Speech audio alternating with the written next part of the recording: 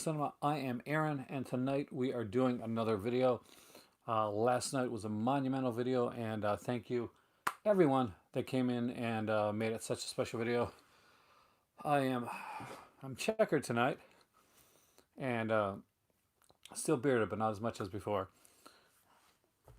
And what we're going to be talking about tonight, well, is a couple things. One, we're going to be talking about comic book superhero films. I actually have my kind of a collection here, and I'm going to show you some stuff that I picked up as well. So there's a few different things we're going to be doing tonight. Like always, if you came in here and you haven't been in here before, uh, it's fun, and we do a lot of different topics. Hey there, Amy. Welcome. I have yet to rewatch Peg Ninny Horror, so I got to watch that myself. So I'm going to open up the comment section here, and we only got a couple people here, which is a shame so far. Hopefully, like one of the people that'll come in is going to be Chris, who has been asking for this video for a long time, because he's going to kick himself if he doesn't. Uh, so what we're going to do first to give people time to get in is I'm going to show you the stuff that I picked up today. Uh, just a couple of different things. Hey, IB, welcome, man.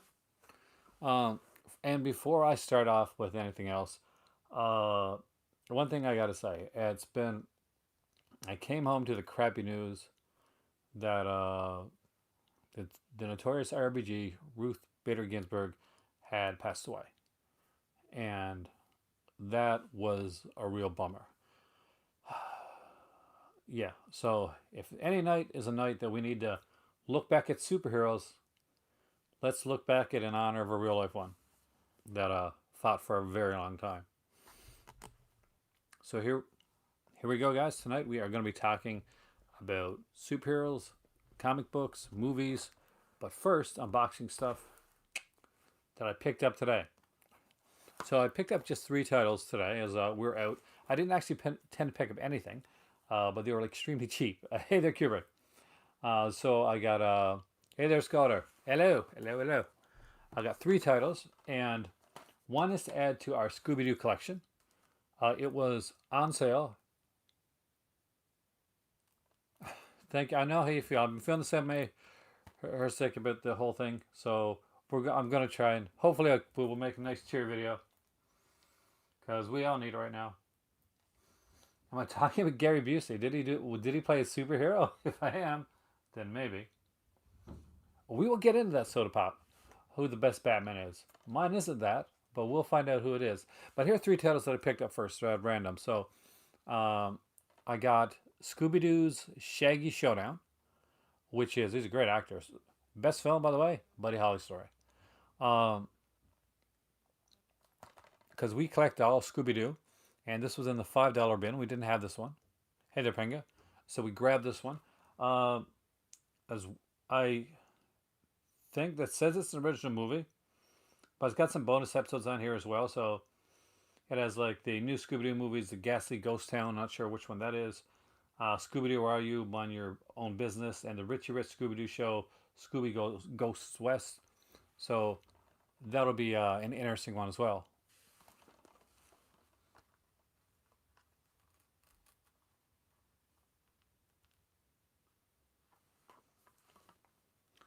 Next up is Gothic Harvest. I went to my local Dollarama. I actually went in because they forgot to give us straws, right? At the when we were at Burger King, we forgot to give us straws. I broke my diet a bit just to have a little Burger King tonight, so it was okay. It wasn't great. It was okay. These are new. These 3 are new pickups actually. Um, but I picked this one up in the Dollarama. I went in to get some like straws. I said I hate the cardboard straws that you get, and like every store has those cardboard straws and they get really soggy. So I said, what we're gonna do, we're gonna pick up like a pack of straws, and we'll keep them in the car. So every time we go to like a restaurant or out somewhere, just get a cola. Like if we're going out shopping or something, then I'll have I don't have to use a cardboard straw. I can use a plastic one that I have. So think ahead if you don't like cardboard straws. So I went to the Dollarama. I saw that they had a bunch of movies there. I didn't have time to look at a lot, but I'm a real big fan of Bill Moseley. And Gothic Harvest. So and Lin Shaye is in this one as well. So I knew nothing about this one and Sophia Matson. So I came home afterwards. I watched the trailer to it, and I'm so glad I picked this up because this. I'm not sure if you guys saw this. You probably did, but I didn't, and it looks amazing. And I picked it up for like 250.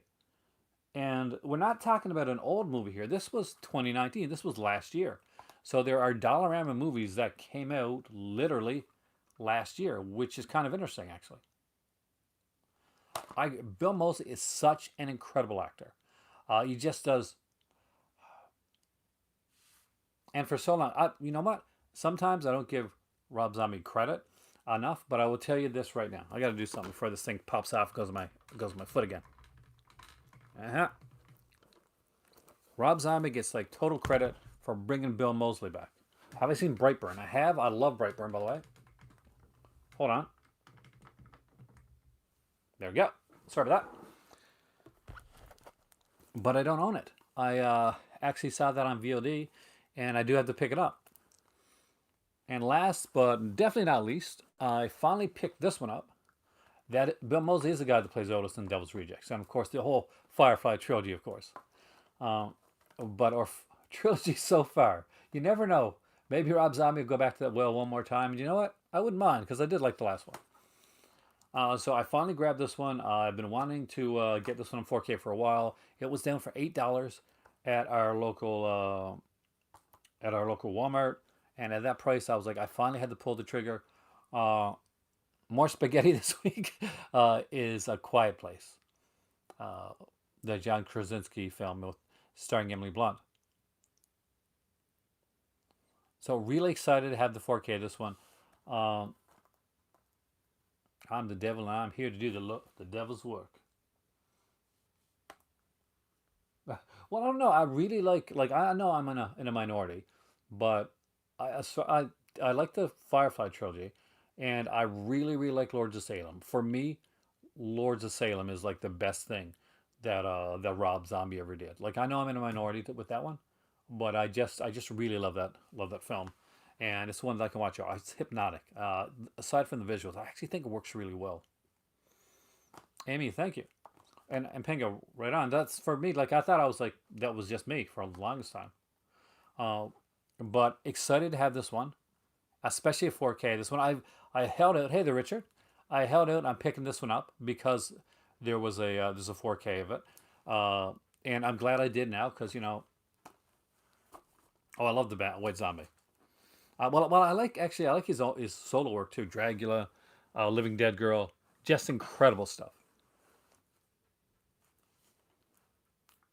I think Lords of Salem is one of those like even if you don't love it, it's one that most people like respect or admire. And as you go through, Devil's Rejects is best for a lot of people. That's like what I normally get. Like when people say, "What's your favorite Rob Zombie film?" Most people say The Devil's Rejects. Some people that like the Halloween films will go with Halloween Two, not the first one, but they'll go with Halloween Two. Um, Actually, I don't mind the French text, especially now that I'm learning French. It's kind of helpful now. But I'm not obviously I'm not a big into Rob Zombie's Halloween films. But that being said, I um, really want to revisit them because I do think I'm missing something. Like 100%. Like I think that there's stuff that I'm missing in those films, and I'm definitely the type of person to open myself up and rewatch and experience because that's I love that. I didn't like you, Ping. I didn't like it the first time. I found it interesting the second time. Hey, Anthony, welcome, man. A Quiet Place too. I know it's been delayed because of the whole situation, but hopefully we'll get it to come out in the near future. Hopefully things change around.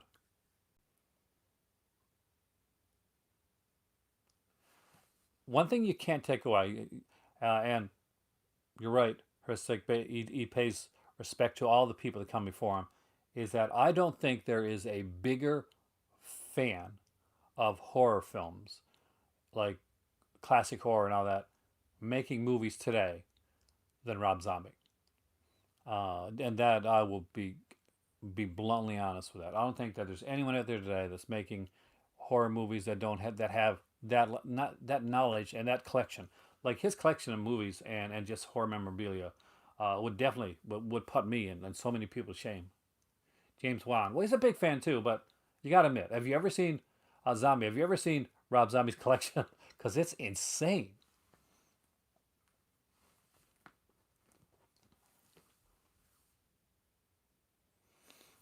All right, so basically, what we're going to be talking about here, what we're going to get into now is we can talk about a lot of stuff, but I promised that I was going to do like kind of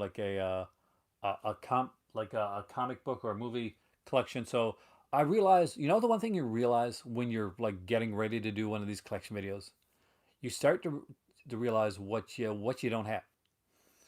And one of the things that shocked me is that even though I saw all three of them in the theater, I actually don't own any of the Tobey Maguire Spider-Man films on Blu-ray, and I don't think I own any of the original X-Men films on Blu-ray either. I'm I know I got them on DVD, but I didn't bring that over here, and I because I'm not quite sure where they are right now. Um, but I'm embarrassed, like not joking.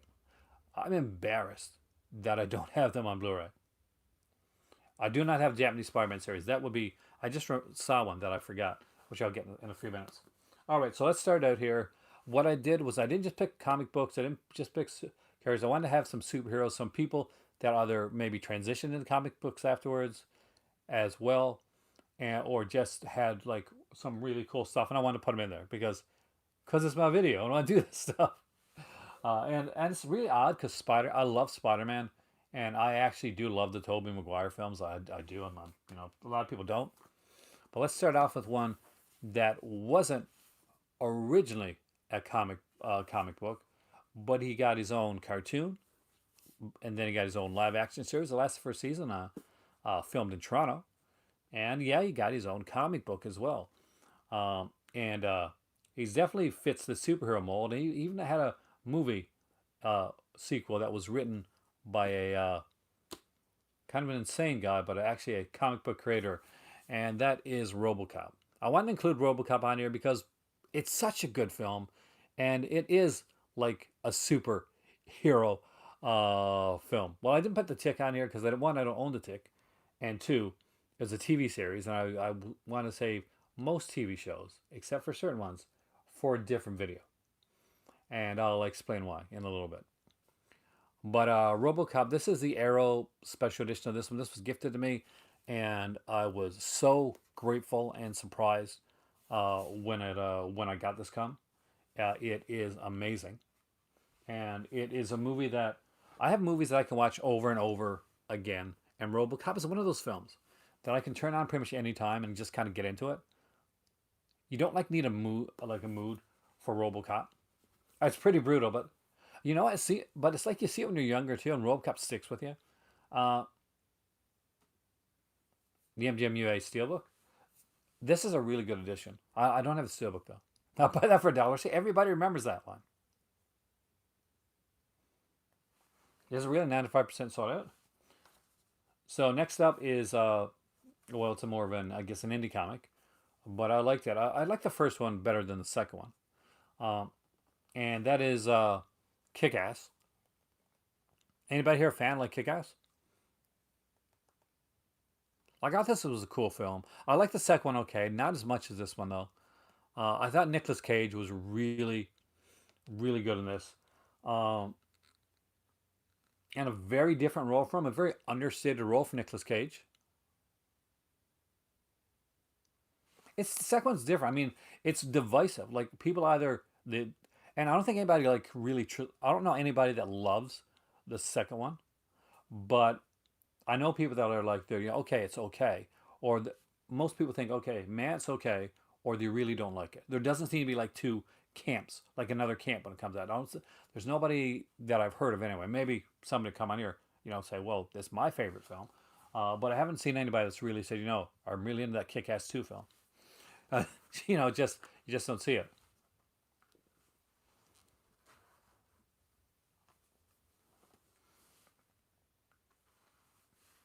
All right, we're gonna try and get this done here.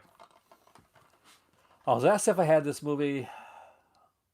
One of the few DVD ones that I'm showing on here is a couple DVDs, but yes, I do have this movie, the special edition that came out. I bought it. This one I think again $5 at a Walmart at one point. I couldn't believe they had it there. A lot of people really hate this movie. I actually kind of dig it. See, I grew up with Howard the Duck, the comic book. This is not as good as the comic book Howard the Duck.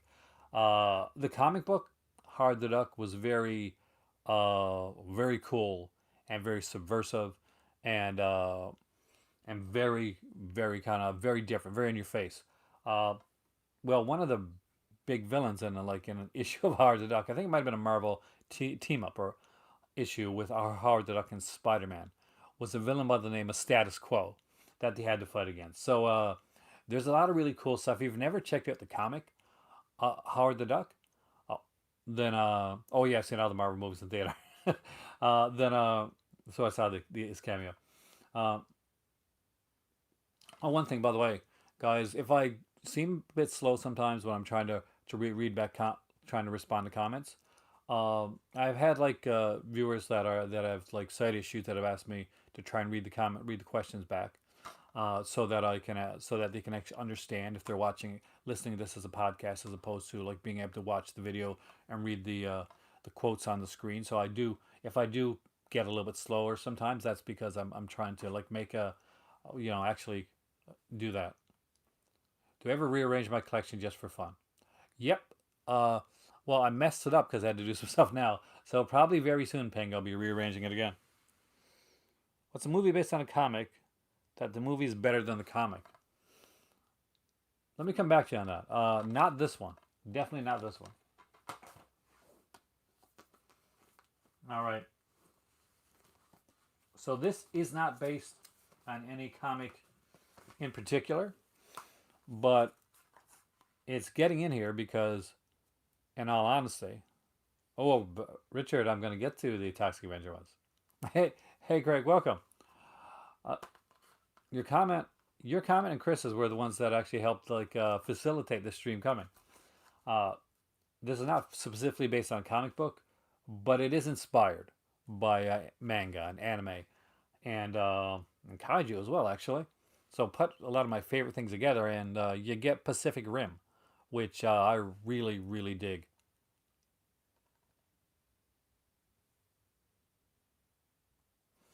And not oh, kaiju is my world, man. um, as you know, since you've seen stuff that I picked up recently. Hey there, Kay. Del Toro's one of your favorite directors. You have good taste, but fantastic one. Love this film,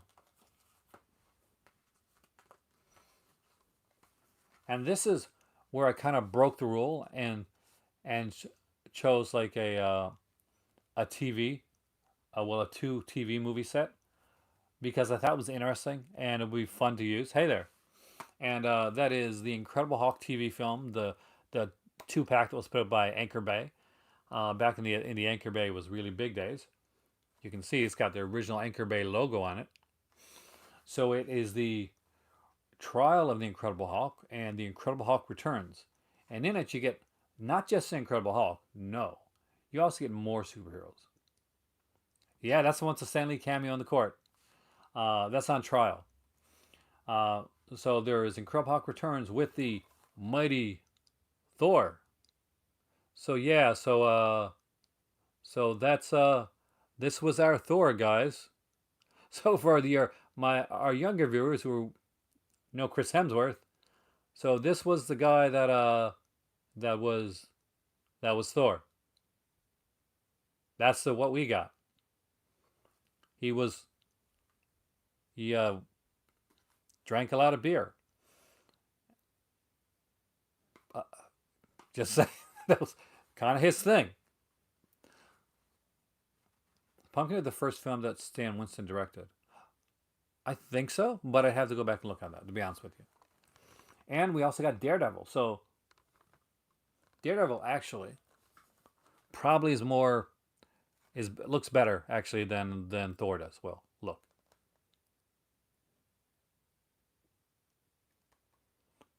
this is Thor. This is Daredevil. And Daredevil's actually Thor never got close to becoming a series. Like when they did these Incredible Hulk movies, they did them like for as backdoor pilots for other superhero shows. Daredevil, however, got a pilot like made of it,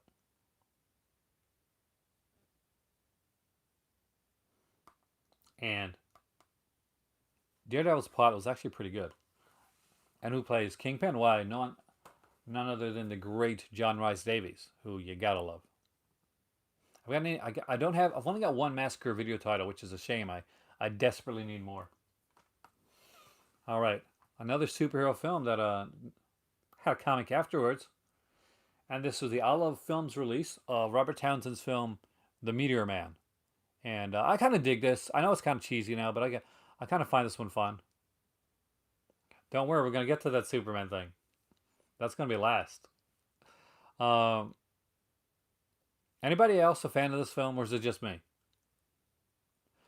See, because I really dig this film. Is it the one with the mistake or the corrected edition? Well, we'll find out tonight, won't we?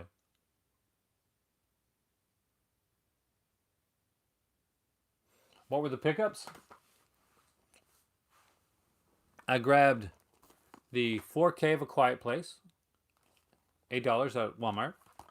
And these are two $5 movies. I got, well, one $5 movie, one $2 movie. Scooby Doo Shaggy's Showdown. And Gothic Harvest, which I'm very excited to watch. Thunderpants. I don't even know. I don't know if I know what Thunderpants is.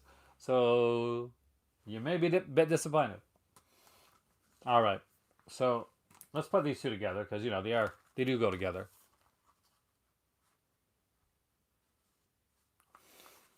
And they're the Kingsman films, of course.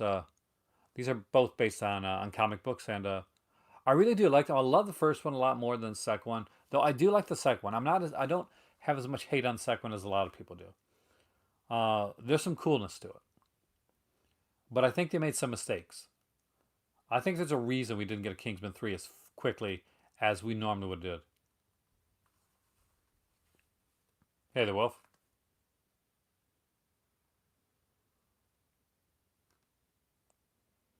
So you get Kingsman and Kingsman, The Golden Circle.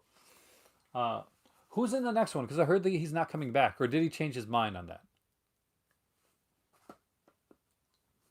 Because I heard that he wasn't going to be coming back for it. So this one's unopened, and good reason for that. This came from Future Shop. My least favorite movie label. Uh, the movie label that shall not be named, and because of the way they treat some of their people and some of the stuff that they do. Third's a prequel. Okay, that should be cool. Scream Factory is releasing a gorgeous steelbook of the new 4K. Ooh.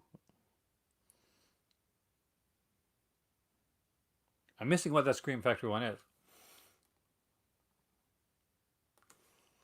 And this is your favorite guys, Spider-Man 3. I know. Everybody's favorite Spider-Man film. So this is a DVD steelbook that was put out for the film. Actually, it's kind of neat. It's got a lot of neat like stuff on it, features and a bunch of different stuff. What I like about this, that some people kind of don't kind of. I don't think that I don't know if they don't get it or not. But the neat thing about it is people say, well, it's kind of silly the way that he turns evil, the way that he turns bad. Like, he's kind of emo and he's kind of. But that's if you follow the Spider-Man movies through, and you see the way that Tobey Maguire's Peter Parker has been throughout the series, then when he goes down the road with his emo hair and his kind of cool dancing and whatever, for somebody like him, yeah, that's cool. Uh, from like from a geeky perspective, from like that Peter Parker, or like that's kind of cool. That the dancing in the street, the kind of like the slicked hair. That's cooler. That's edgier. Um, he's not going to go and rip out somebody's throat, obviously. That's why it works. Is that it stays true to the Tobey Maguire version of Spider-Man, and I think that's what a lot of people do not get about the film.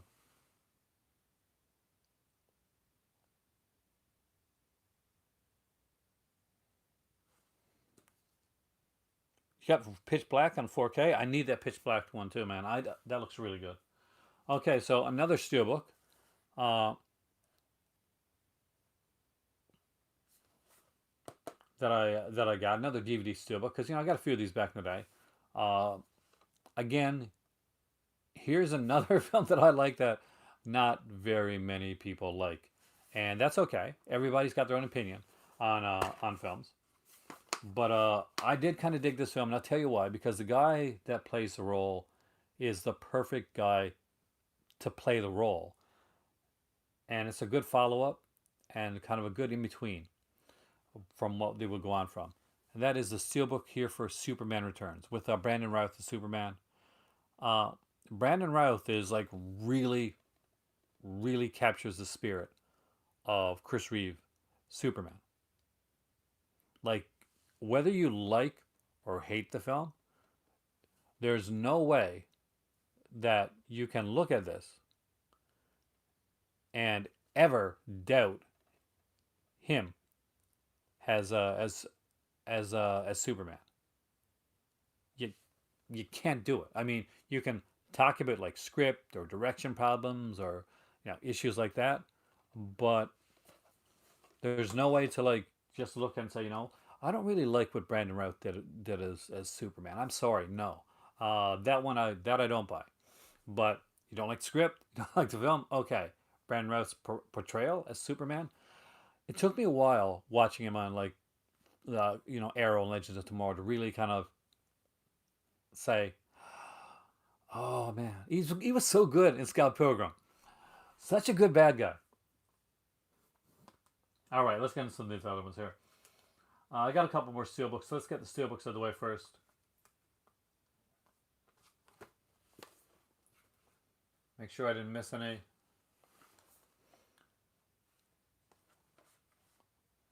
I don't have the Spider-Man live action TV series with Nicholas Hammond. Unfortunately I don't. I love to own the series Krypton too, which is really good.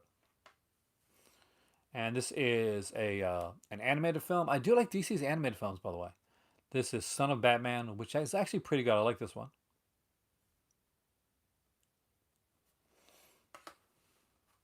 And of course, we got Deathstroke in this. I love these like steelbook covers here. Like I don't get like grab every steelbook. I'm not a huge steelbook person, but I do like the ones that I got. And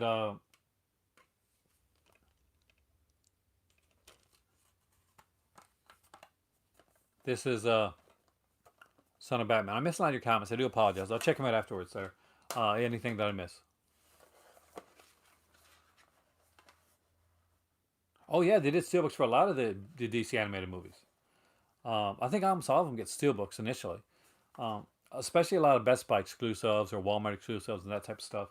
Uh, my favorite so far version of Suicide Squad is this one right here, Batman Assault on Arkham. So this not isn't really a Batman film. This is a Suicide Squad movie, and it's the best Suicide Squad movie so far. Maybe the new James Gunn one will be able to top it, but for me so far, this is the Suicide Squad movie. I love this cover, by the way. I love the artwork. I love the way this is done. It is so good. And on the inside, I love the fact they have interior artwork as well. So hopefully James Gunn will come and top that film. But that's a really good film. So let's see how he does. Okay, so next one is a. Oh, you follow me on Twitter? Nice. I will follow you back, definitely. Oh, it's got a code, so let's hide that, even though the code's probably not good anymore.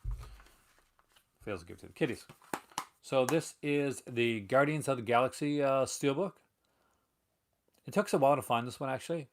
My better half is especially big fan of Guardians of the Galaxy. I just realized that there's another comic book movie that I didn't bring down. I'll find after. What are you talking about here?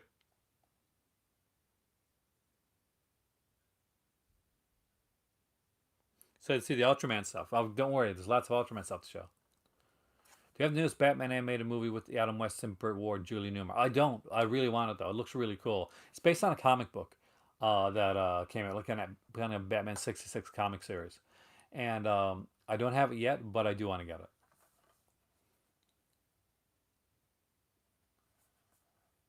I am I noticed like a Severin retweet. I did notice I was getting retweeted by Vinegar Soon. I know Brad like has a couple times. Um, what are you guys talking about here?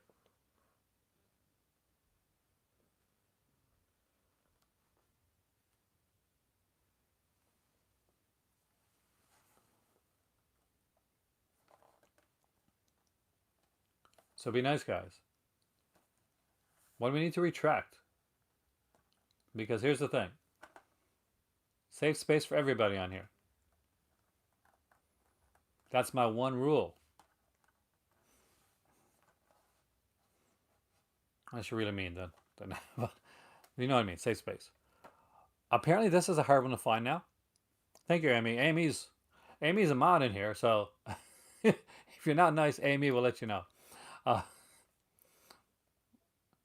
did I get my PS? I actually no. I'm gonna be waiting on the PS5 now, unfortunately, because I'm gonna basically be like I want to be getting some of the films that are coming out. November is going to be a really big month this year, both for Severin and Vinegar Syndrome. So I'm kind of excited about that. Anyway, I think this is out of print. Like people ask me if I have anything that's out of print. I think this maybe. I don't keep up with stuff like that, but I think so. All right, so what order to do these in?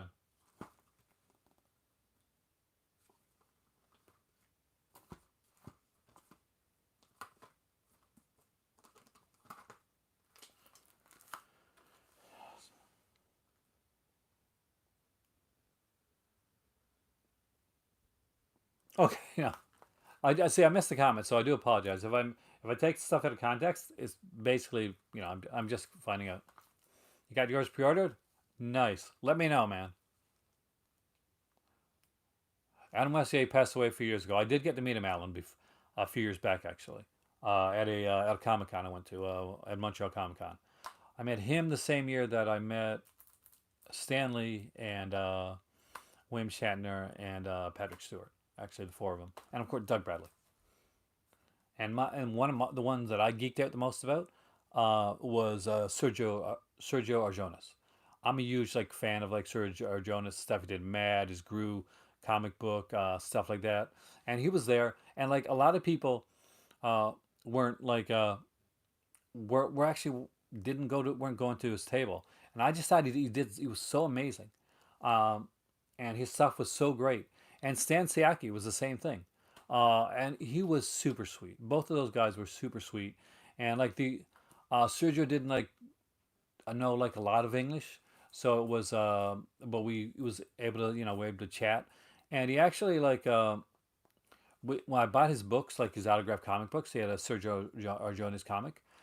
So he gave me back too much money, and I realized it after I got from the table. And I went back and made sure to give him the money back because he's working his butt off there, and he definitely deserved it.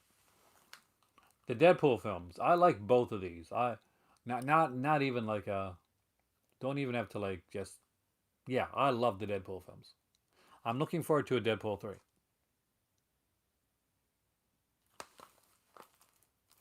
If you ever wonder like in real life what my personality humor's like a dad version of Deadpool, like that. So pretty lame. One is better than two. I like. without a doubt. But I like them both.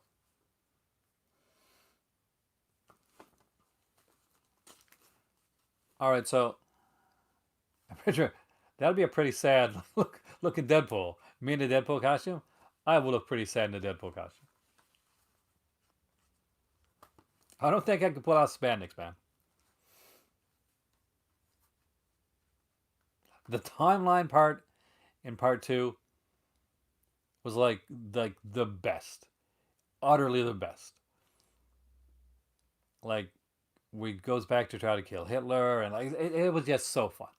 Uh, that made the movie for me.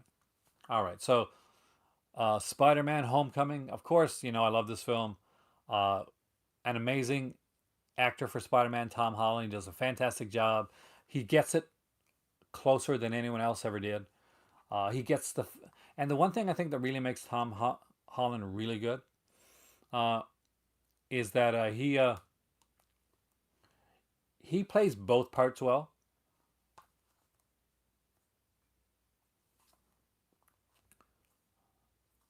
because he can play Peter Parker and he can play Spider-Man. And just so you know, guys, I've been reading Spider-Man comics since I was very young. So when I say Tom Holland plays Peter Parker and Spider-Man the way Peter Parker and Spider-Man should be played, I'm sticking strongly on that. Like super strong. And not only does he get that right, he gets the accent. He gets the accent like nobody else got the accent when it came to playing Spider-Man. They just said it however it was, but he's got the New York accent down. He does he does that well. He gets the kind of like the wisecracking part of the Spider-Man character. It gets kind of like the nerdy kind of geeky kind of pathos of the Peter Parker character and the wide-eyedness of playing it.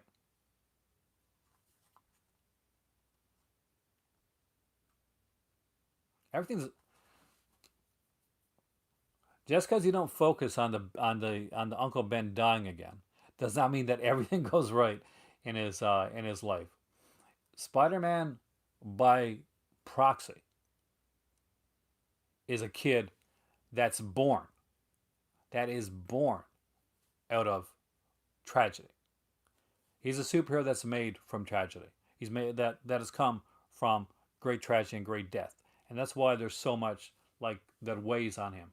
Um, and yet, as a kid, when he's young, what would you be doing? You got Spider-Man powers and put on a suit. You're a kid. You're gonna act. You would be wide-eyed and you'd be amazed, and things would hit you slowly. Batman's a different type of tragedy. Batman's a whole different type of tragedy. Batman's a psychotic type of tragedy. I think that it sticks. Well, if that things still do go wrong in his life, and we've gotten to if you've seen the sequel to Spider-Man: Homecoming, then you know that everything like that's the thing. You build it up within the first film. Like you introduce the characters, you get the whole new world coming in, because he's only been introduced in the Avengers film. You get like the people around him, and then you get into the second film, and then we start. Everything goes wrong. Literally, he's a wanted man. His identity is exposed. Spoiler alert. By the end of the second Spider-Man film, everything goes wrong. The person that he admires is somebody that ends up betraying him. So absolutely everything goes wrong for him by the end of the film. So we've gotten to see him come up, and now by the end of the second film, we get to see him fall. And with the third film, we had to see where he goes from there. J. Jonah Jameson's been put back into it, which of course is a huge part of the stress for Spider-Man. Uh, so yeah, a lot of things. Iron Man as Iron Man has passed away. Iron Man's died. And that's been his mentor throughout the films. So he's lost his mentor. Uh, the person that he thought was going to be able to replace as a mentor uh, is basically just is betrays him. His identity is outed. he's framed for murder. Oh no, I like J.K. Simmons. J.K. Simmons can come on there with an afro. I'm good. So yeah, he goes from kid on the rise to the fallen hero, and that's my thoughts on Spider-Man. I told you I had strong thoughts on Spider-Man.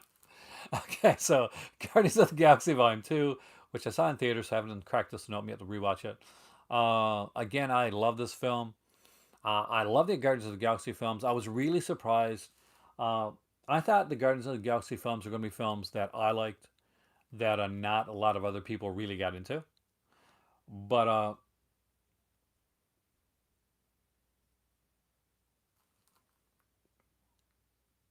in a boxing ring, I haven't boxed in years, so I used to. Uh, but no.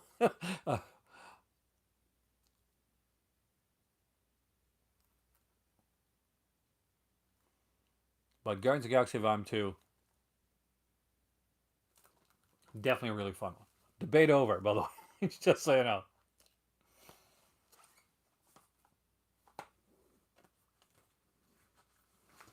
Let's do the Marvels first, and then we'll get into the DCs. I think that's the best way to do it.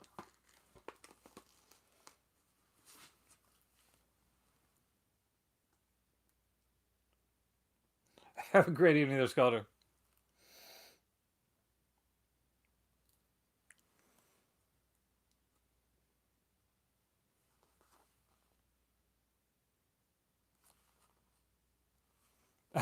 So, Ant Man and Wasp. I like the Ant Man films.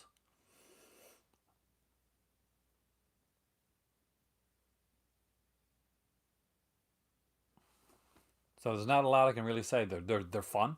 Uh, they're not like really heavy, serious like superhero films, and I really don't think they need to be. Like you get enough of that.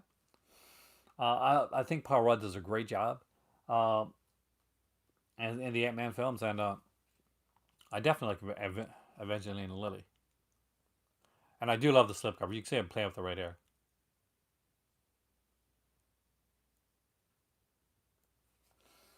Well, it's kind of supposed to be silly. That's kind of the idea behind the whole Guardians of the Galaxy thing. It's supposed to be kind of fun and silly, kind of superhero film, like space opera.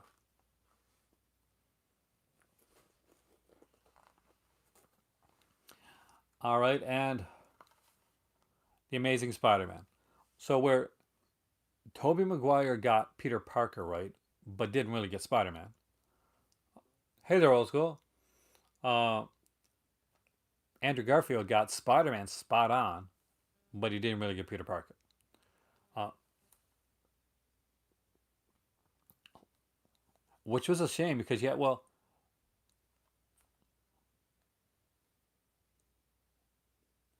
I'm guessing Pingy saw my thing, my picture, right?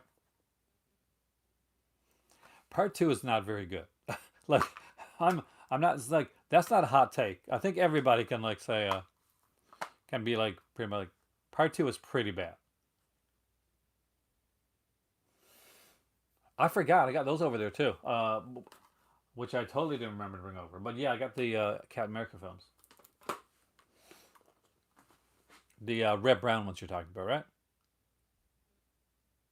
Those are the ones with Emma Stone. She's my favorite part of those films. What kills me is that they try to do the Riddler storyline with Electro in Amazing Spider-Man 2. Like that's of all the ones, that's the origin that you're gonna lift from, and then you're gonna do it bad, and then you're gonna mess up the Goblin as well. Because you had like Andrew Garfield was a really good actor for doing what he did, and he would definitely bring the girls in. Emma Stone was super charismatic. They work extremely well together. Of course, they were a couple. When you get Spider Man, he just he was really good when it came to Peter Parker. Like he got Peter Parker right. He got the nebbishness down, the nerdiness, the geekiness down. But when he went into Spider-Man mode, he just didn't get the the lighthearted Earl Finish kind of wisecracking ability. That's. That's what he missed out on.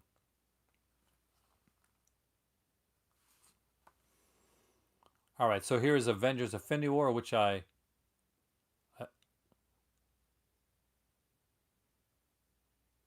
we're not gonna have another argument because I'm gonna put you on time out, dude.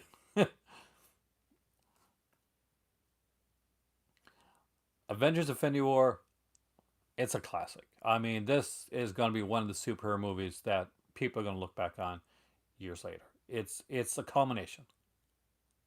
Welcome, Andrew. Look, upgrade. Look at the sexiness of that. Oh no, that's it. Like you didn't get the wisecrack aspect of Spider-Man, and it's a huge part of the Spider-Man character. Like when I was growing up, I spent when I was a kid. Here's a little side story for you guys. I'm epileptic, so a lot of you guys know that. I spent when I was a kid, though it wasn't under control.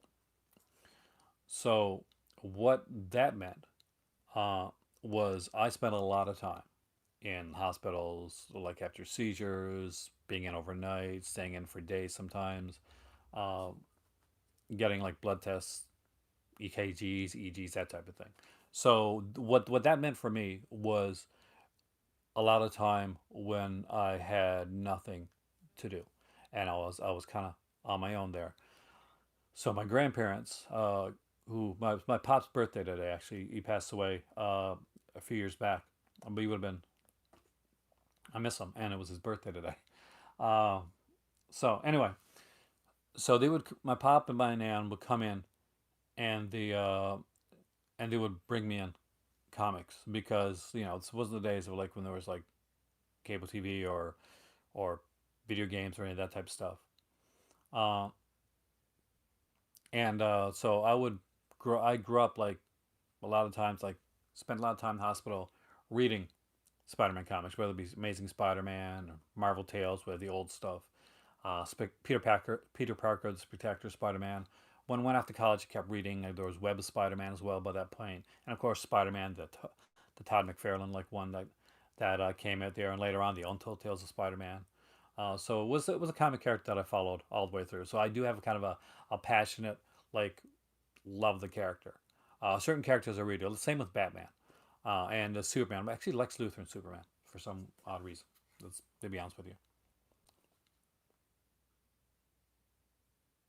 Like the ending of Amazing Spider-Man with Andrew Garfield. The first one or the second one? I don't anymore. I got a lot of like Craig will know this because he's seen my picture on Instagram. I got a lot of like showcases and DC's, DC's like showcases and the Marvel ones as well, like the big books.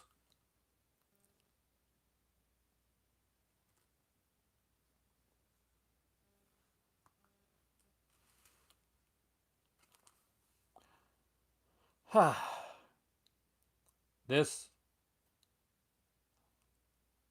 Tom DeFalco Ron Friends. Yeah, you know, I'm trying to remember who wrote it now, but do you remember the run with when they brought in the Hobgoblin originally? And it was around the time like the Puma came into it, uh, and uh, and of course there was the wedding and like all that came together around the same time. But that's kind of the thing. I mean, it's not just meant. Well, this is one of the deeper, more inspiring like superhero movies you're ever going to see. But not only that, when you say eye candy, it's supposed to be visually stunning because it's definitely not too formulaic.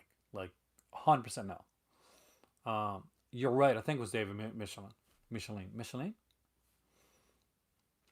because what it does is it brings this kind of this world that like this Wakanda that is so technologically advanced, it's so far above. So we have to see it that way. That's kind of that's what it is. It's this almost like seeming paradise. Oh, Lupita's amazing. Um,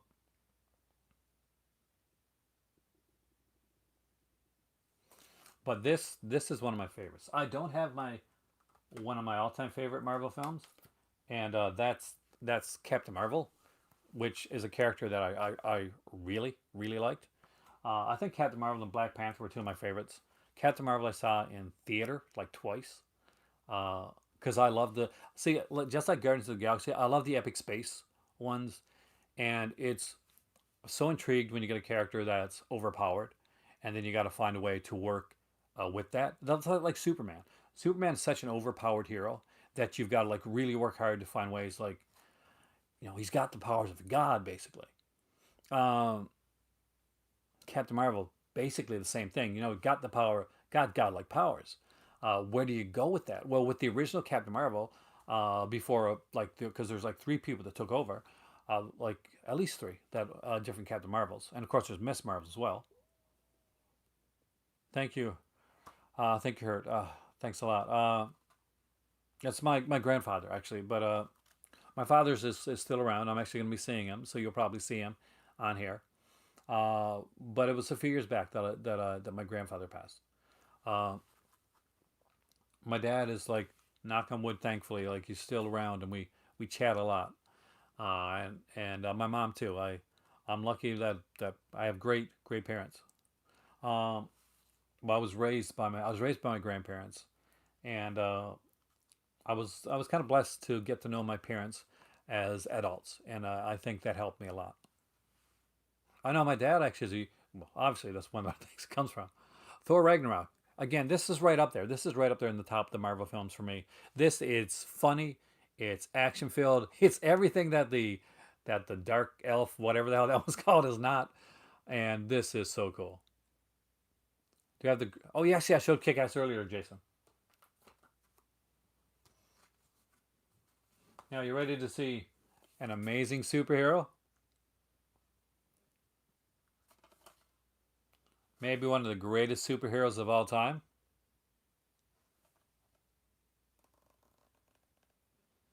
The Toxic Avenger. I love the Toxic Avenger. When Melvin becomes the Toxic Avenger.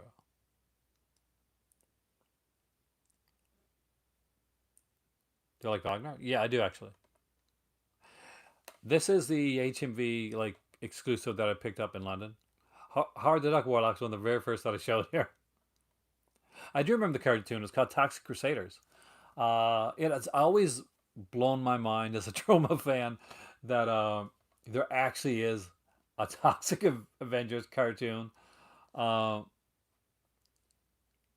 that's because if you've seen Toxic Avenger, if you've seen this film, uh, and you're watching it like at the time, you're like, no way in hell are you gonna say, you know what? Yeah, that's kid friendly. But apparently, somebody thought, you know what? Let's make a cartoon. Let's make an eco cartoon. He doesn't. Have you never seen Toxic Avenger, Andrew?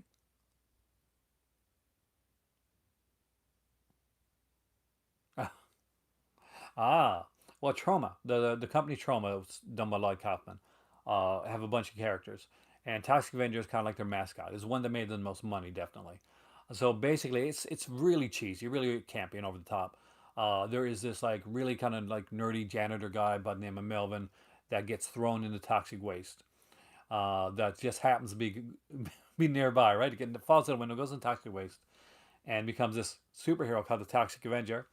Gets a really hot girlfriend, and like fights bad guys, and some like he can like you know rip arms off, stuff like that. Not exactly a family friendly character, but yet there's actually a cartoon Andrew called Toxic Crusaders with a comic book, a kid's comic book, that was like focused on like on like a more of an eco friendly type of thing, which I find hilarious. Toys for Starship Troopers, yeah. Getting yeah, definitely kind of like an anti-hero, but back before like they were really doing the anti-hero type stuff. I did. I showed the HMV exclusive edition of Toxic Avenger, which, by the way, there's a poster of this right inside here, and it has the green cover. So that's what Toxic Avenger looks like, Andrew. In case you've never seen him.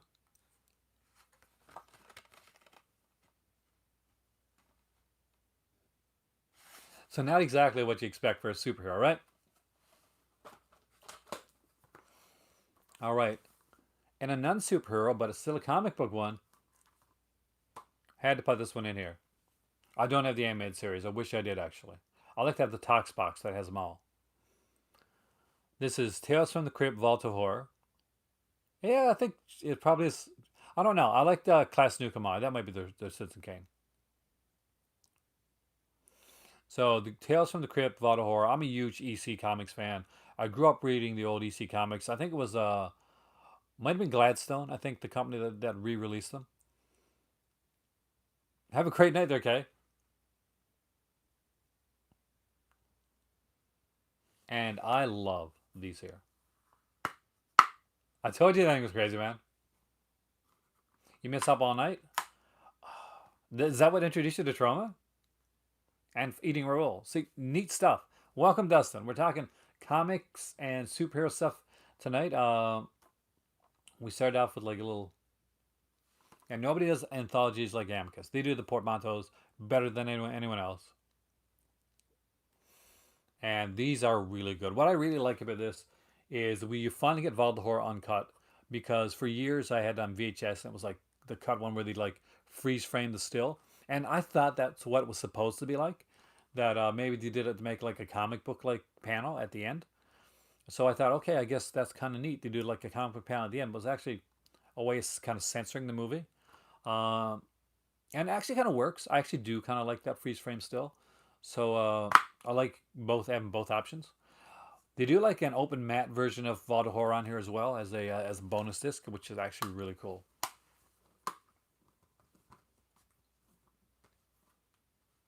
See, I told you it's going to be a bit of everything. I actually have, and I'm going to be watching the Gothic Harvest, I think, tomorrow, Pinga, because I watched the trailer and I'm super stoked about it. All right, here's some that I like. Here's another DC animated one. You ready for this? One of my favorite DC animated ones. Oh, somebody asked me, was there like a movie and that did it better than the comic? Meet Batman, Gotham by Gaslight.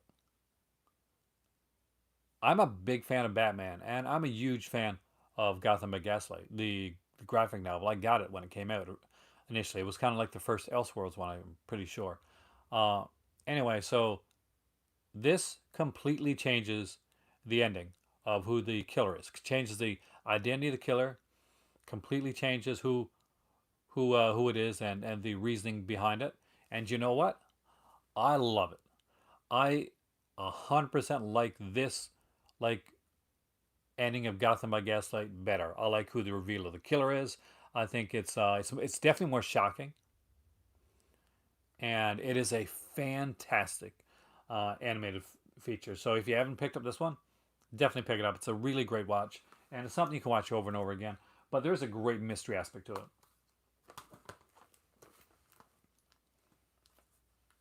That's the one based on Jack the Ripper. So you're completely right, Jason. Next up is one of the great Batman films that never gets talked about. Lego Batman. This is really good. I was so surprised. We bought this on Boxing Day actually, and we came home afterwards. We had like a bunch of 4Ks. It was the year that we bought our 4K TV, and we bought like a bunch of 4Ks for really really cheap. And we sat down, just wanted to watch a movie, and we put this on. We didn't know anything about it. It was kind of like it was a blind buy, and we loved it. We both absolutely loved this. He's such a good Batman. Yeah, I would love to see another one of this. I'd love to see a follow up to this. Do I have the Lego Batman video game? There's two of them. I don't have them now. I used to have one of them. The first one, but I never had the second one.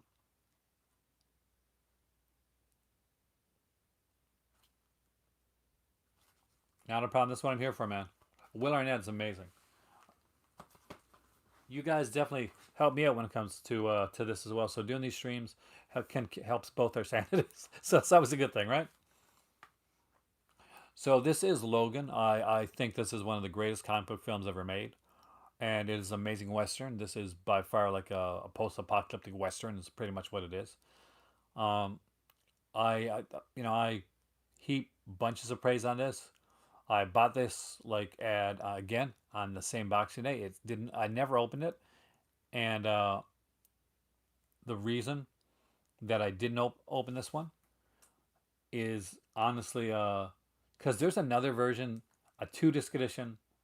Well, you know, a 3 disc edition, I guess, that has like this in black and white. It's called Logan Noir, and I thought that I picked that up, but I didn't. So one of these days, I'll get the Logan Noir edition, and then I'll do something with this one. Oh no, definitely not working tomorrow. Tomorrow's Saturday. I work Monday to Friday, but that my work schedule is changing because I work for a company that does like a lot of like Christmas stuff. So I'll be working like weekends actually coming up very soon. Oh yeah, old school. There's like a it's like a black and white, kind of like the Mist. You remember when they did the Mist? They did kind of like a black and white version of that, cause Frank Darabont had always wanted to do like a black and white version of the Mist, but they wouldn't let him do it. So he put it on the put it on as like as a set thing. I played all the Arkham games. I love all of them. I do think that Arkham Knight, the third one, is a little bit weaker than the first two, and I think it had a bit too much when it came to the what do you call it, the Batmobile missions.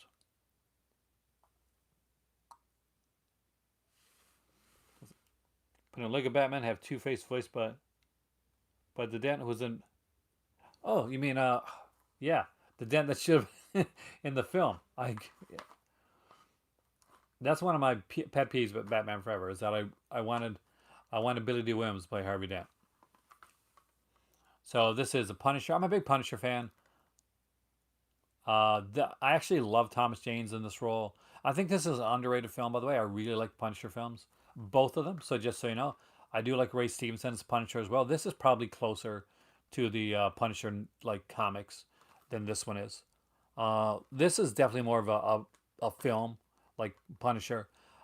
This is the Ray Stevenson, which is closer. They do get a little bit too cartoony with with his main enemy, uh, the Jigsaw.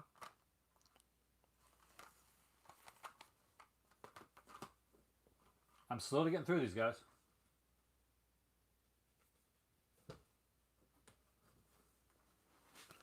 These are ones that Kubrick and a lot of people are gonna love. Do we have the Captain America Live 1993 one? Is that the one with Salinger? With Matt Salinger? I do have it over there somewhere, but I didn't bring that one over tonight. Who's my favorite live action Punisher actor? John Berthnell. Uh, he's had the unfair advantage of like playing him in like 2 seasons of a TV series and both in like Daredevil and of course the season of Punisher that he did. Oh, the Albert Pion one. Oh, that's the one with yeah, it's the one with us with Salinger. Uh, if I've seen the Stephen King miniseries The Langoliers, yep, it's a fun one, like for its day. So this is the Dark Knight trilogy by Christopher Nolan. Everybody like picked this up, but anybody that had a 4K system, and a lot of people got 4K around the time these Christopher Nolan movies came out. And to be honest with you, some people picked up 4K like TVs and players because Christopher Nolan was going in 4K. So there is Batman Begins.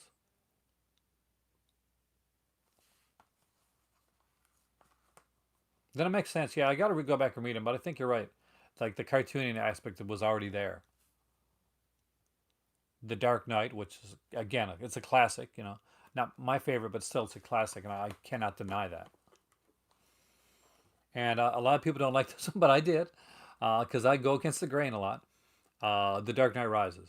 I had a lot of fun with that film, though there are some flaws in the fact like Bruce Wayne is a bit of a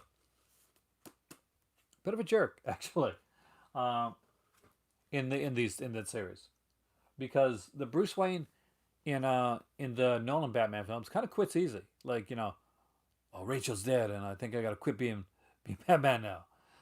No, no, I'm gonna come back. No, then I'm gonna break my back, and I'm gonna get rid of this bomb. Then I'm gonna quit being Batman again and go to Paris.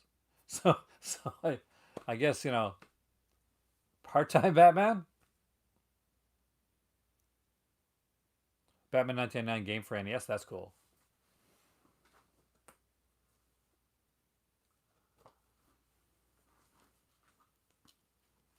I'm excited to show these next four because I am so excited to have these. I have the original DVD kit, like a DVD box set for these films, but everybody like upgraded to Blu-ray, and I never upgraded them to Blu-ray. And then the 4Ks got announced, and there's a box set, and I missed out on getting the box set. But eventually, they came down in price, and I could get them slowly over time, and I did. So here is 1989 Batman with Michael Keaton, Jack Nicholson, and of course Kim Basinger as Vicky Vale, and the great Jack Palance, who is amazing in like a small part. Like he's amazing in everything. But I utterly adore this film. This to me is like exactly what Batman is. Am I tempting you with the 4Ks again? And it's neat. I do like the black cases as well. I find they like really.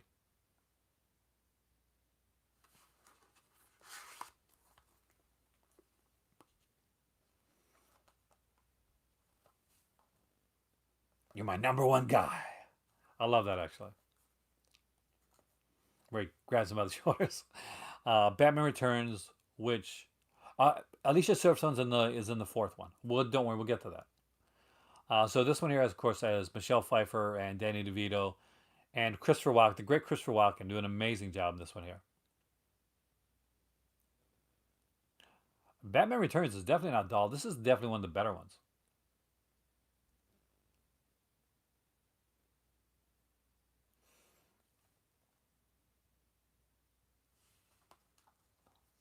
I got a couple of the serialized films, but I don't have them here right now. I got a Shazam one, Captain Marvel one, but I don't.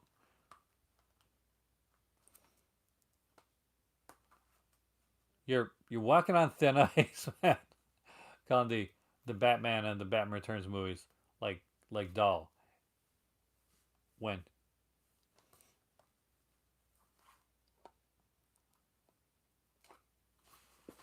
is this loose? Okay, I think this disc has come out, so I gotta open this up.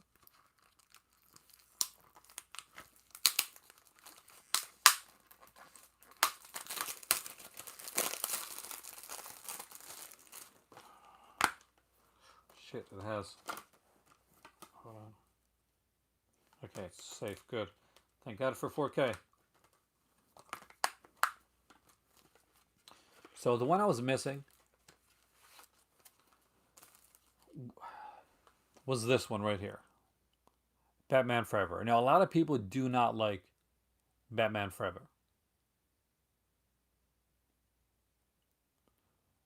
but I really like Batman Forever. I like the like definitely underrated. I think this one's severely underrated. I think that Val Kilmer does an incredible job with in Batman playing Batman. I think that Jim Carrey actually is really good as the Riddler, and he brings a different level to the Riddler than we'd ever seen before. We're gonna get a much different level to the Riddler in the new film. And there's Tommy Lee Jones, who I think is in a different film. Part of the problem with Tommy Lee Jones' character, and Tommy Lee Jones is this amazing actor, is that his kids really like Jim Carrey, and he was really jealous over the fact that his kids like Jim Carrey, which kind of made him hate Jim Carrey. Like in all honesty. So, but his so he tried to overtop. You can't like overact over top what Jim Carrey does. It's just that's his specialty. That's what he does, and he does it extremely well. That's his Jim Carrey thing. But Tommy Lee Jones kind of tried to do that. I love the Men in Black movies, and a lot of people are going to hate me for this, but it wasn't great, but I did like Men in Black International as well. Okay, not fantastic, but it was fun. He was supposed, if this would have been a very different film if he directed it, because at the time, like I think he wanted to do it like very differently. He wanted to work with the Scarecrow, and that'll come up again, by the way, in this conversation. So next up was Batman and Robin, which a lot of people hated. This is the first movie that I took my daughter to in the theater when she was very very little.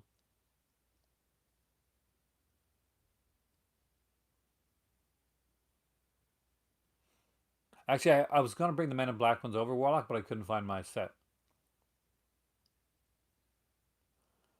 But one thing that people cannot like fault this movie on, it's visually stunning because Joel Schumacher is an extremely visual director. And although there's a lot that doesn't work with this film, there's a lot that does. And I think down the road, this is going to be one of those that's going to be seen as kind of a cult classic.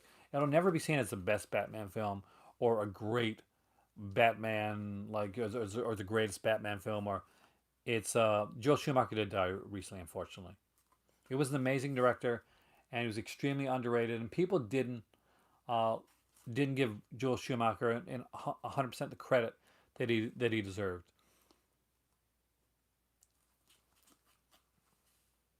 Think about it. Tearing down when you really think about it. Now, as much as you might like say, well, I really like these Batman and Batman Returns. Do I really want to get Batman and Robin like in 4K? Now, before you say anything else, before you just go no right away, uh, think of the set pieces in Batman and Robin.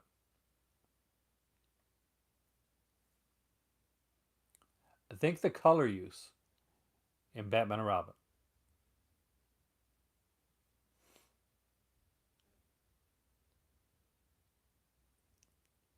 Like, for,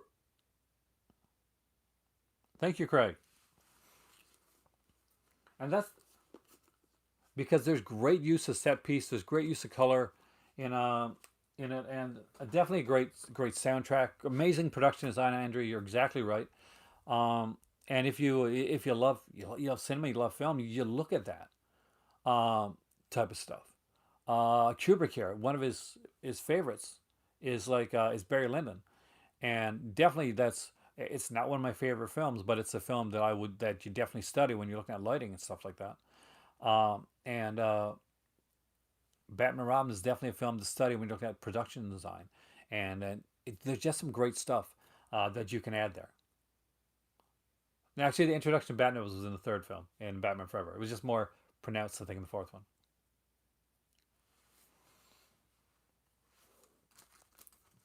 Ramos,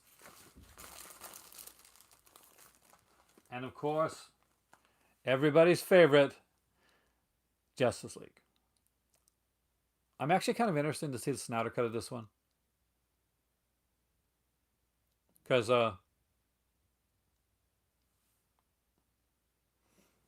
I think I really do think the Snyder cut's gonna be a lot better.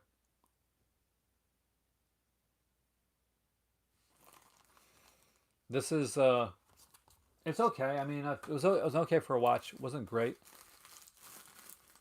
I like George Clooney, so anything George Clooney 4K is awesome. He's cool.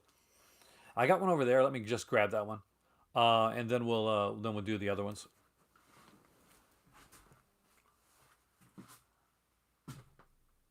I got two over here.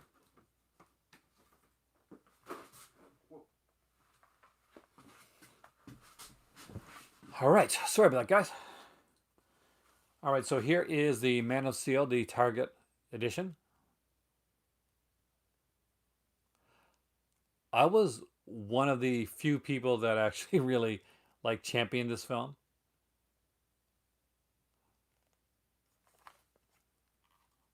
because I did dig it. Um, I prefer the more idealized, like Chris Reeve Superman. But there are things within this movie that I really, really like. There's some unusual decisions. Like probably the worst thing is like the way that they do like Pa Kent. They use a great actor, and then they take the character Pa Kent and do absolutely everything that Pa Kent would never do. Uh, so because the scene where like let me save that dog. Hey, there's artist. Welcome, man. Better late than never. No, you stay here. And like it seems like, hey, Dad, I know I may have risked my like secret identity, but I had to save that bus full of kids. Should I have let that bus full of kids drown? Maybe you should have. Maybe you should have. Yeah, I did see that, like the old school trailer of the Justice League with like having like Linda Carter and Chris Reeve and all those. That was really cool, actually.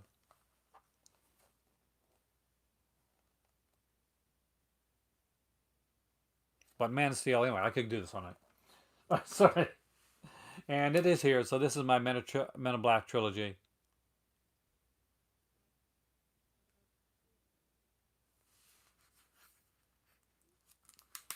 And just like hey,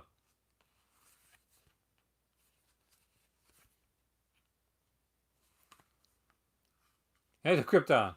I don't have the fourth one yet. So that's that's a missing part.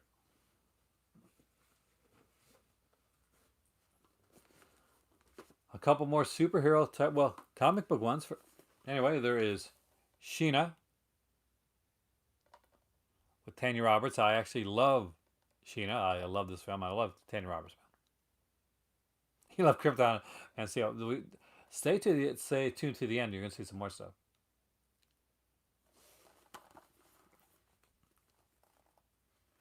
And of course, Flash Gordon, a comic book that was so was so inspiring that when George Lucas couldn't make Flash Gordon, he made a little thing called Star Wars. Don't worry, we're getting that too. Actually, we're getting that next.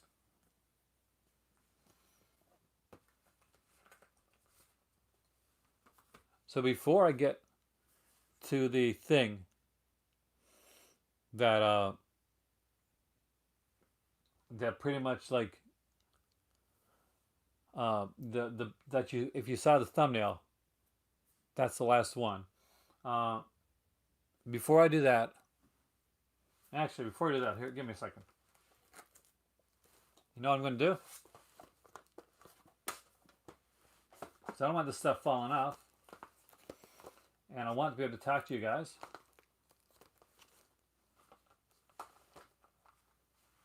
In like, so let me just throw these 4Ks back up, heighten the suspense.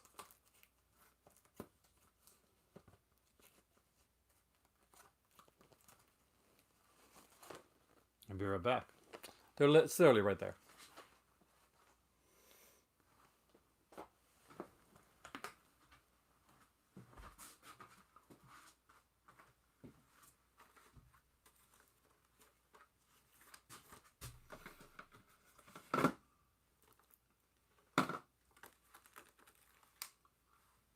So I'm still here. You can still hear me, I hope.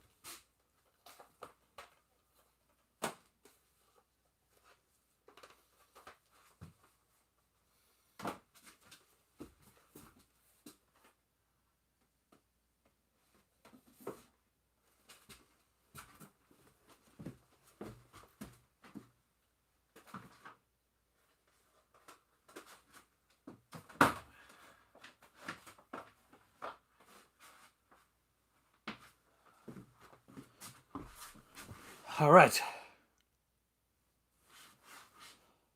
On my better half. I don't want to scratch her up too much, but and that, and I want to grow it even more. So thank you, Sardis. Um, all right, so one of the other things, my superheroes growing up, ones that I actually loved, were were the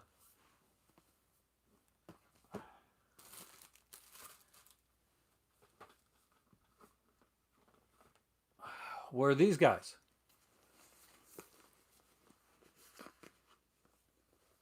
Top 10 favorite foreign films. That's actually a good idea. Actually, a really good idea. These are put up by Mill Creek, and I love these series. So this is the original Ultraman character. I don't have Ultra Q yet. I do have to get that one. That's the one I'm missing in my collection so far. So this is Ultraman by, of course, Subaraya. Subaraya is like Ultraman series, which you guys hear me talk about a lot, like whether it be here or on Dice Case channel, uh, or when talking about with Heath. Actually, we're both big Ultraman fans, and they're just so well done.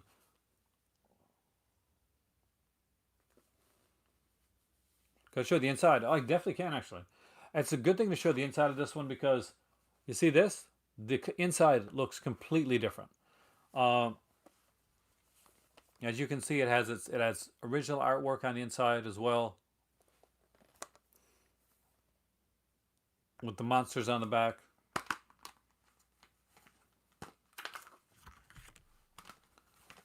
There's the discs in here, and of course, aside from this, there is the really great, cool Ultraman book as well. You want Kamen Rider? My my daughter is the biggest Kamen Rider fan in the entire world.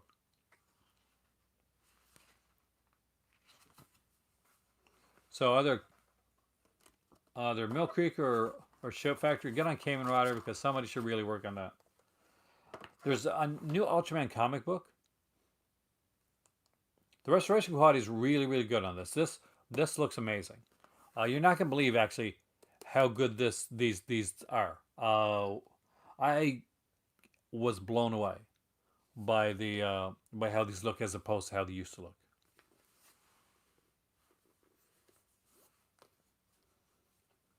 Of course, next up is the Ultraman set that kind of like the Ultraman series. Oh no, this is Region A. These are Region A releases. I'm pretty sure they're Region A. Maybe the Region Free. I'll just check here. A lot of these type dues tend to be Region Free. And of course, each one of these, by the way, has a digital copy. Uh, so this is the Ultra 7, which is like kind of what helped make Ultraman. This is definitely the, if you like the grittier Ultraman, this is the grittier version of Ultraman.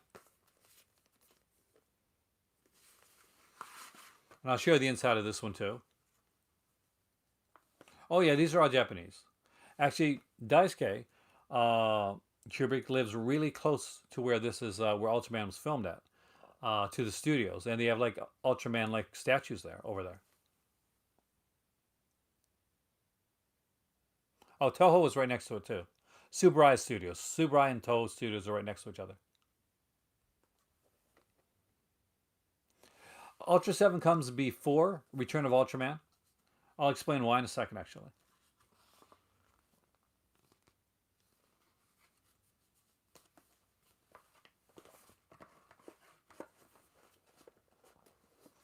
So originally there was Ultra Q, and that didn't have Ultraman in it. Well, you might like this then, if you didn't like the bars. You might like this a little bit better. Uh, and then there's Ultra 7, which was kind of Subarai's last hurrah, because Subarai passed away. But they wanted to keep the Ultraman like franchise going. So they brought out Return of Ultraman, and the characters from Ultraman and Return of Ultraman kind of come back. This is where it really starts to become like a shared universe, and you get the other Ultraman characters coming back in this one. I'll we'll get in that even more how good they look on your shelf in a second. Uh, and here we have like Return of Ultraman. There's actually some really good model work done in this here as well, and some great costumes. Just incredibly well done stuff.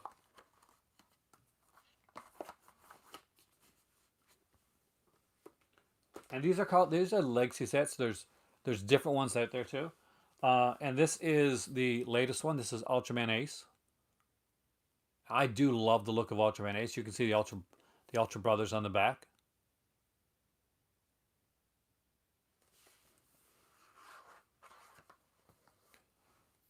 The neat thing to know, Red Raven, is the guys from BCI are the guys that worked on this Ultraman set.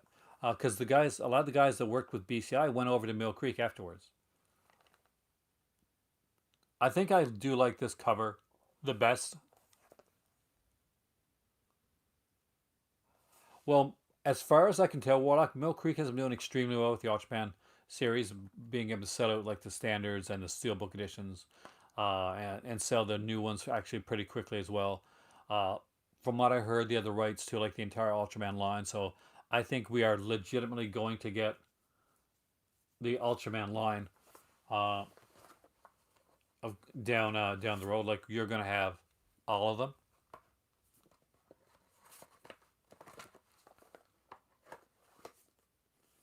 But what makes this even better? What makes this even cooler? I'm going to show you. And for a lot of you people, you're probably going to know. You're going to know what it is.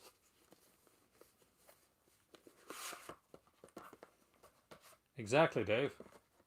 Dave knows what I'm going to show. What I'm about to do. Which one is this, though? I'll just put it in here.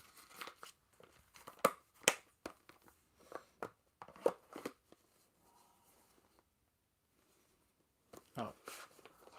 No, it's the first one. Ah.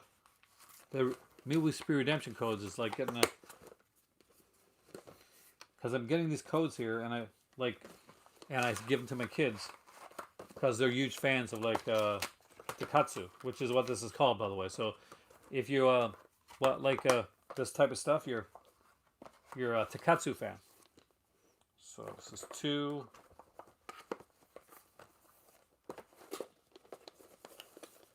This is 3. This is 4. This is 5. So let's try and line these up. Give me a second here.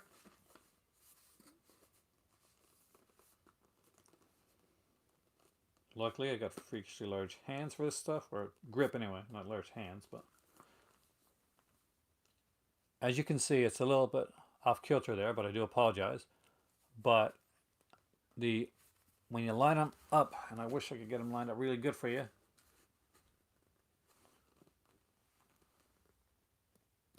There is an Ultraman mural.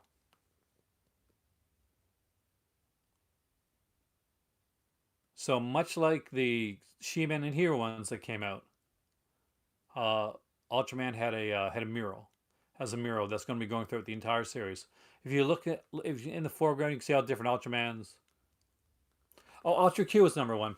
Pinga, that's the one that I don't have. That's the one that like is kind of almost like a Twilight Zone version of the series. It's really good. But don't think that's all they put out with the Ultraman. Like, don't think they just put out the old stuff. So if you're like, you wanted some of like the newer Ultraman, you're interested in kind of the newer stuff that they did. Well, then you're in luck. Cause see later on, when the Ultraman series came out, um, what happened is they would do like a series, and it would be like a shorter series, like 24 to 26 episodes, and then they would do a theatrical film. Movie that would actually go in the theater, like that would kind of like be a conclusion or its own like story. No, actually, these are actually pretty inexpensive to get, man. So Kubrick did, not spend a lot of money on these. Not a lot of features on, not really features. Like the real feature is like you're getting the entire Ultraman series, and each one of the booklets are really cool as well. But now let's get into the new ones, because oh yeah, there's new ones, and they look amazing. I love the new Ultraman series so much. So if you like the classic, but maybe you found it a bit slightly cheesier, you are correct with the Ultra Q had no Ultraman. That's before they had created Ultraman. So this is Ultraman X, kind of an anniversary series. And just like the Legacy sets, by the way, it also has different artwork.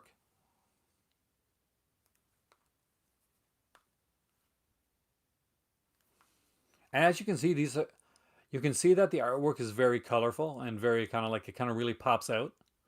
Um, a thing to know about this is it does pop out.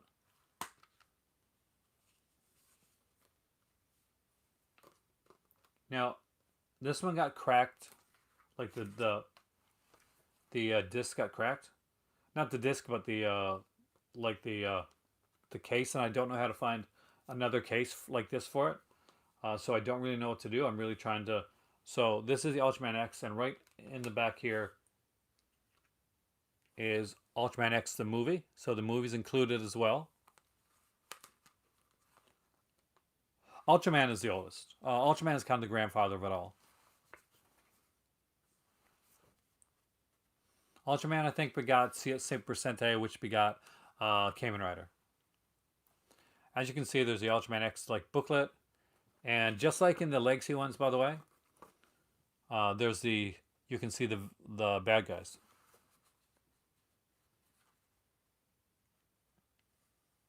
Do you have to watch Ultra Q? You don't actually. I do recommend it though because Ultra Q is really fun. Um, and there's some really good episodes, some really gothic horror like style episodes in Ultra Q. But you can start with Ultraman because they really aren't they aren't connected. I recommend it because there's like some monsters that come up in Ultraman again that were in Ultra Q.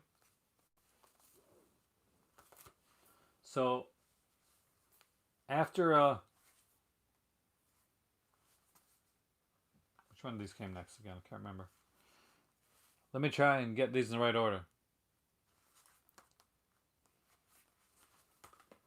I think I got these in the right order. So then came what's considered by many to be one of the greatest Ultraman series that ever came out, old and new. And if you ask Heath for sure from Serial Midnight, he will tell you that is 100% the best Ultraman series, and that is Ultraman Orb. This is really cool. This is like the cool Ultraman. This is like when you say, this is not your dad's Ultraman. The new stuff, this one so far, Heath was completely right. Serial Midnight was right. This is really, really good. It stands out. If you're a Kamen Rider fan, for instance, you're going to like this one. You're really going to like this one. For the original one, I think Ultra 7 is my favorite so far, but I haven't gotten through all the legacy sets.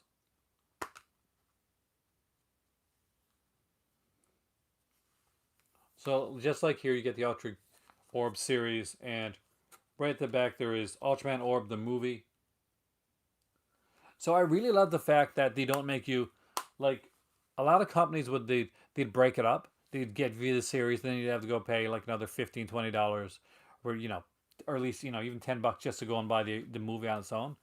The neat thing that Mill Creek does is they give you the complete series and the movie. By the way, just so you can see the artwork here.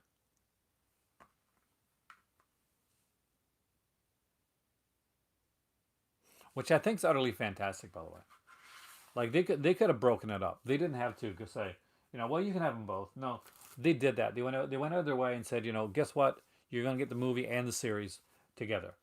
Now, aside from that, there was like an Ultraman, kind of like what's like a mini series kind of film. There's a web series that was done too called Ultraman Origin Saga, which was 12 episodes, and then there was like a movie as well for that. So there's Ultraman Orb, the Origin Saga, and Ultraman Fight Orb, which you watch after Ultraman Orb, by the way.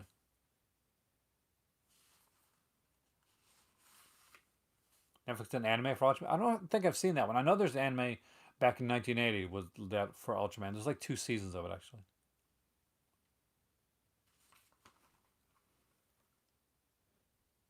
And you can see, by the way, as we've gone through this, and I've shown you the legacy sets.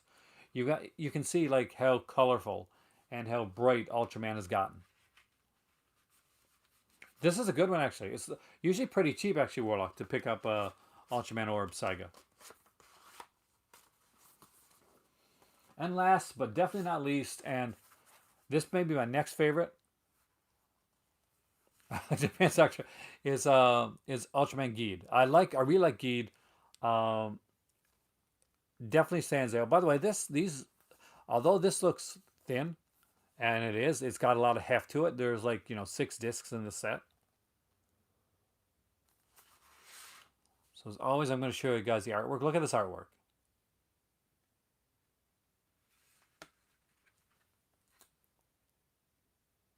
Like adult kid at heart. I mean, once you see this, doesn't not 110% make you want it. And again, it includes the complete series and the movie as well. Red Raven, here's the thing. You start buying stuff like this, more people start buying this. That's a much better chance of getting those Kamen Rider films out there. A bit of both, actually. Uh, I think Orb has probably played the straightest, but there's always a bit like a tongue in cheek, like in these series. There always has been. There always will be. They don't always translate as well over to North America when they do like North American versions of them, which we're going to get into in a minute. But I think that they do great.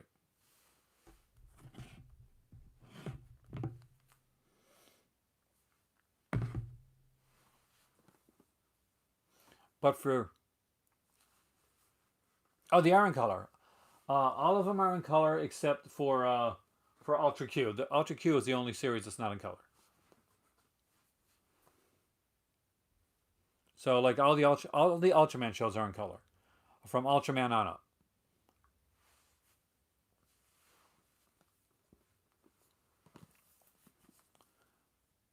But for some younger viewers here, Ultraman probably wasn't what came out first, or what they saw first. It was the Power Rangers, which is of course like based on the Super Sentai, which I have over there. But I'm not gonna go grab those now because this video's been long as it is. So we'll get to this. So this is the original Power Ranger series. This is Mighty Morphin Power Rangers.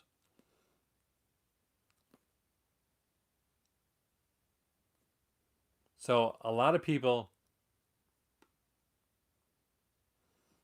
like when you think of that, this is what they think of. Like Zach and Trini and Jason, and of course Tommy as a Green Ranger, and eventually the White Ranger. This was a lot of people's childhood.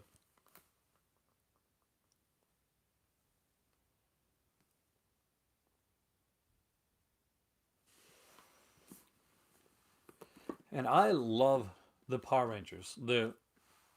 There's like they have all 3 seasons here, and if you buy with the bonus sets, the mega sets, you get the bonus discs, and the bonus discs are really freaking good. But I might get you into Power Rangers, Warlock, because I'm going to get into something here. Well, you know what? I was like at the age of I was out partying, and I think I was probably having like my first child was being born around that time, and that's probably one of the reasons I actually was able to like I just love that from the Ultraman days, so I got back into it. But the original Mighty Morphin stuff, that's the cheesier stuff. I do have some of the Super Sentai sets, but not all of them. I think I got like 2 or 3. So then there was these. Kind of this is like the second part of like the Mighty Morphin era. So there's Zeo and there's Turbo, which really kind of ends like the Mighty Morphin era. And in space and Lost Galaxy, Warlock, this is when it starts to get good. you're starting to see less of the serialized seasons. Uh, like less of one season going over to another season. And you're starting to see more of stuff like this. Lost Galaxy is revolutionary for people that have never watched the Power Rangers series, or they've only seen Mighty Morphin, and they expect it to be cheesy, and the monsters be kind of cheesy and funny and silly, and they expect Rita Repulsa, and all of a sudden they're watching characters die on the screen. Characters get killed off. Characters to like to sacrifice themselves. Much more seriously dangerous villains. Uh, it starts to get there, but as it goes through, it gets even more serious. So this here is the next set, and I'll go through them here because by this point we're into like each season is a different story with different rangers. So this is of course Lightspeed Rescue. I actually like Lightspeed Rescue a lot. Probably one of the best seasons of all time is Time Force. Time Force has definitely like one of the strongest character arcs for a villain. Uh, so well done. Way better than you'd imagine.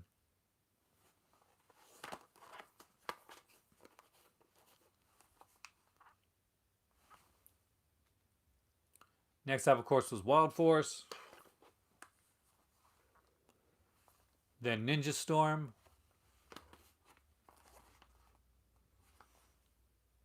And Dino Thunder. The actors in Power Rangers, Kubrick, are. Have a great evening there, Will. Uh, are American or North American actors. Well, sometimes a lot of in the later shows they're usually like New Zealand actors, but because that's where it's filmed at. But what's really cool is that when you see them in the costumes, a lot of times that's actually Japanese actors because they're using footage from the Japanese series. I'm already into the Super Sentai, like big time, man. I got like I want just because I got a couple of them, only got a couple doesn't mean I've been watching them forever. My better half grew up on Super Sentai, so we're both into it. And this was the last set that they put out. Mega set this by Shout Factory before they lost the rights. What it is like Kubrick? Basically, it's a Japanese series, and what they've done is they've taken like the series and changed it around with American North American New Zealand actors really.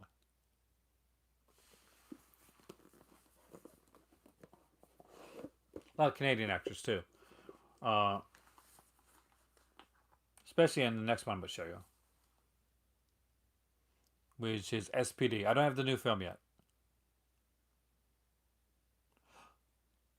Oh no, the Power Rangers. Power Rangers was like the later seasons, like were done by Disney, were filmed in New Zealand. Ironically, the Disney era of Power Rangers is the darker, more story-driven, more adult era, as opposed to the original, like Hayam Saban era.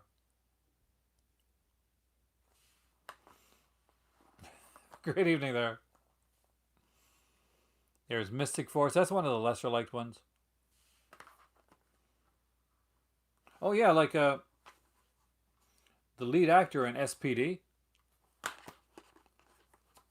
This guy right here. See him? He's actually a pretty famous Canadian actor. Yeah, he's like he's done like a lot of stuff over here. He had like a one of those college shows, and he was probably the most experienced actor out of everybody that worked on SPD at the time. So he was kind of looked up. People looked up at him because they're like, "You're doing it." So Power Rangers Operation Overdrive, Jungle Fury. Is this the one? And of course, the last one they did, and one of my all-time favorites, RPM. I love RPM.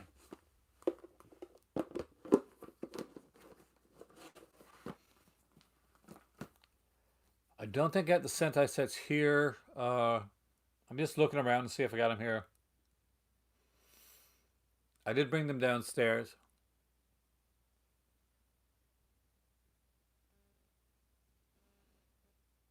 But no, I can't see them right now. I do apologize. Let me see something. Oh, wait.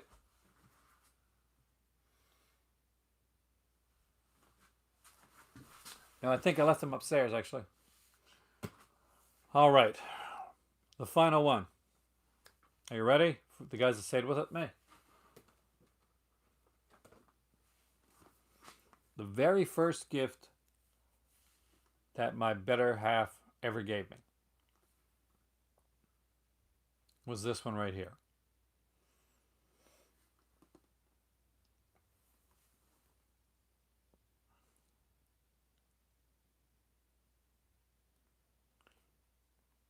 This is the original DVD Superman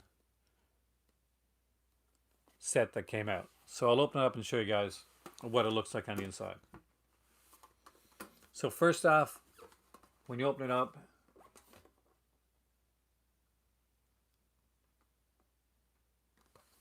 you get the lenticular card with Superman smashing through.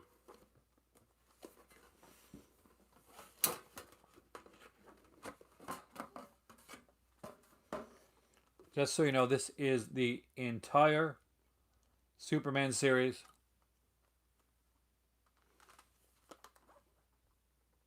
Oh, definitely it's an older set. So you can see there's when Brandon Routh was doing it. So it includes Superman the movie, Superman 2, the special edition, Superman 2 the Donner cut, Superman 3 deluxe edition, Superman 4 Quest for Peace, Superman Returns, 2 special edition, You Well Believe, The Making of a Saga, Look Up in the Sky, The Amazing Story of Superman. So we'll open it up and look at it. On the inside, there's a Daily Planet.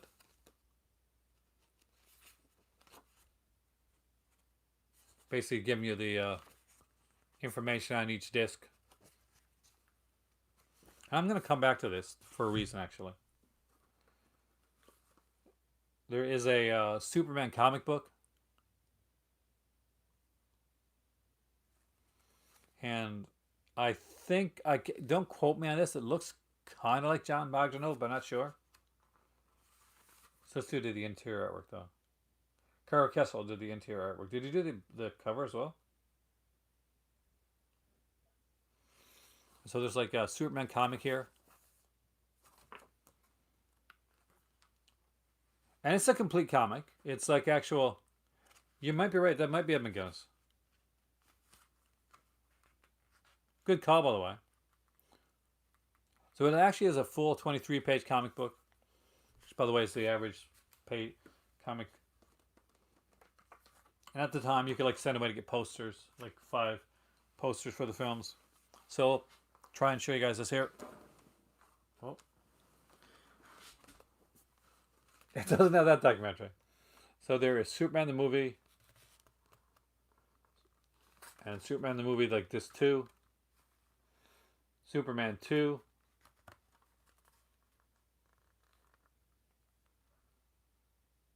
I switched some stuff around. There's Superman the special features. Superman 2 special edition. Superman 2 special edition disc 2. Superman 2 the Donner cut. Superman 3, Superman 4, which I saw in theater with my dad. Superman Returns. Superman Returns special features. This is really neat, this documentary here. As the documentary on Superman. You Will Believe, like basically the making of the films. Bryan Singer's video journals, of course. It has both the theatrical and the Donner cut in here. And you know what else it has?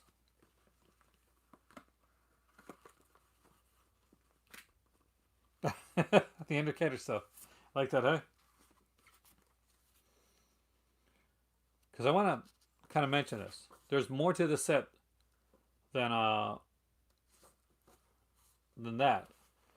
Uh, on the bonus discs, by the way, on the bonus feature discs,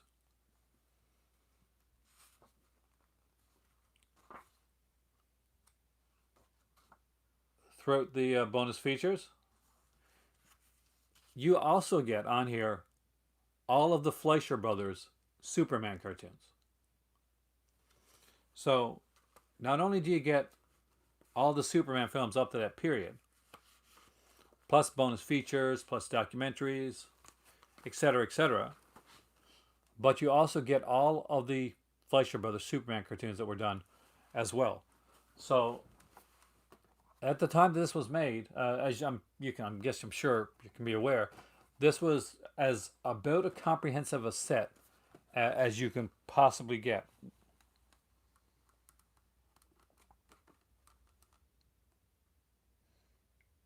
Is it the mistake or the corrected version? It'd probably be worth more if it's a mistake, but it's probably the corrected version. I don't know. How can I tell? What's the mistake?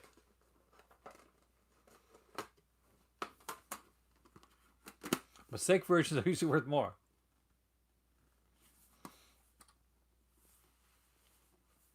It's embossed, and it is one of my favorites. And Krypton is completely right. The cartoons really do hold up. It is amazing the artwork that is done on these here. And I think my night's gonna be ended by watching that Superman documentary over again because I really, really love that documentary on Superman. It goes through the cartoons, the films, like the comics. I did see Hollywoodland. Yeah, Ben Affleck does play George Reeves in it. So Ben Affleck's the only actor that's in a way has played both played both Superman and Batman as well. Ironically, mine never got dented. So I guess I lucked out, or I just I've kept it in good condition over the years. Because I've had a lot of stuff that's been dented and bent, like and had the edges like bent and stuff like that.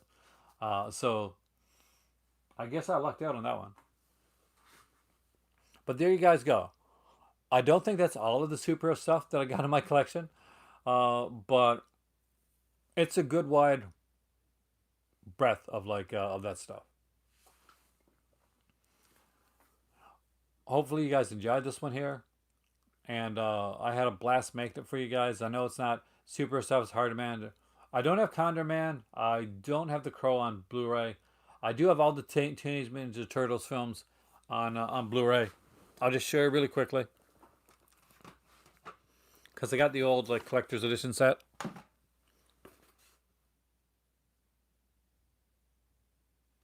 Oh yeah, I got Watchmen here somewhere.